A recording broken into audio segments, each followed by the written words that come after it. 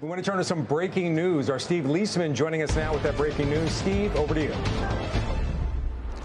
Frank, thanks very much. Treasury Secretary Scott Bessent has published a broad and sweeping criticism of the Federal Reserve in an issue which is now online, and we've read the whole thing, or most of the whole thing, in the magazine called The International Economy.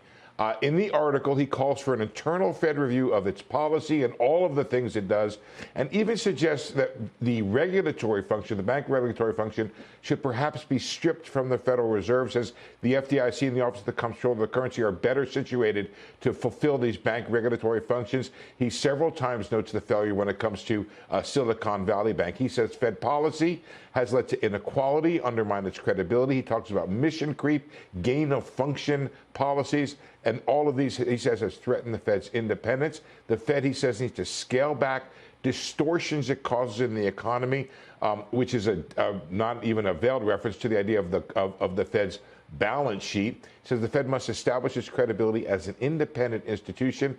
He accuses the Fed of having political biases in its models. In other words, what its models tell them about the outlook for growth when it comes to government spending versus tax cuts. The Fed, he says, has become beholden to its self-interest at the cost of national interest.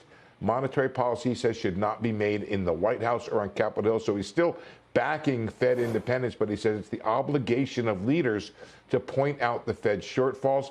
He calls for QE to be used only in true emergencies and in coordination with the rest of the government. So this is a 3,000-word piece. I think I've read all but the sidebars.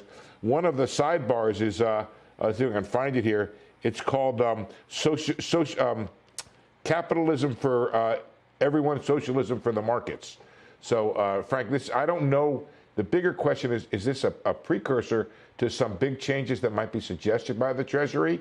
Or is this just the Treasury Secretary giving his thoughts and feelings and no political consequences? But certainly, this could be a context for action in Congress, Frank, when it comes to the Federal Reserve.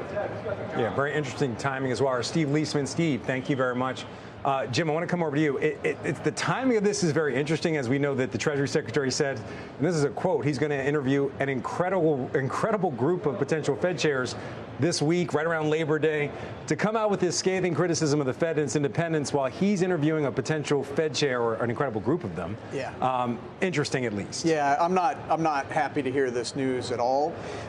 You know, Treasury Secretary Bessent has been the smartest, most sane, most sober person in the cabinet.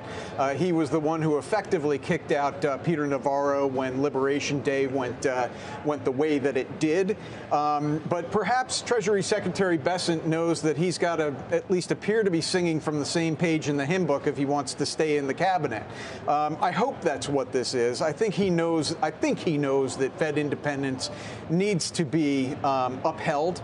I'm also hopeful, but this may sound terribly naive, I'm hopeful that the president understands it as well, and that what he's trying to do is kind of jawbone interest rates down leading up into the midterm election so he can kind of goose the economy, solidify his majority in both houses of the legislature, and then maybe back off of this campaign against the Fed. Make no mistake, removing Fed independence is a bad idea. It will lead to higher interest rates, higher inflation.